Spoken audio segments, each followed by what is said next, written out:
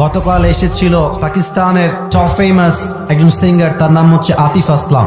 আমার কাছে বড্ড কষ্ট লাগে আমি যখন দেখি যে কোনো ভিন দেশি গায়ক এসে আমাদের দেশে গান গায়, আর আমাদের দেশে কিছু চরিত্রহীন নিকৃষ্ট জাতির মেয়েরা বেপর্দায় গিয়ে কনসার্টে এমন ভাবে নিজের দেহ অঙ্গ প্রত্যঙ্গকে শো করে নাচ করে বেড়ায়, হাজার হাজার যুবকের চোখ ঈমান চরিত্র সব নষ্ট হয়ে যায়। আচ্ছা, আপনি একটু ভাবেন তো, এই যে মেয়েটা আজকে রাত 1টার সময় 12টার সময় কনসার্টে গিয়ে গান করছে, নাচতেছে, এই কি কোনোদিন বিয়ে হবে না? আরে কথা কোন, বিয়ে হবে না? এই যে ছেলে মেয়ে একসঙ্গে নাচতেছে, ছেলের গায়ের সঙ্গে মেয়ের গা লাগতেই আছে, এর চরিত্র কোথায়? এর সম্মান কোথায়? এর দেহের মূল্য কোথায়?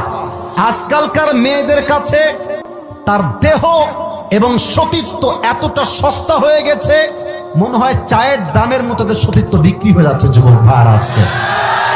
তবে সব মেয়েকে, I don't measure everyone equally, সবাইকে এক পাল্লায় আমি আসিফ মাপি না, সবার কাছে ভিন্ন ভিন্ন চরিত্র আছে।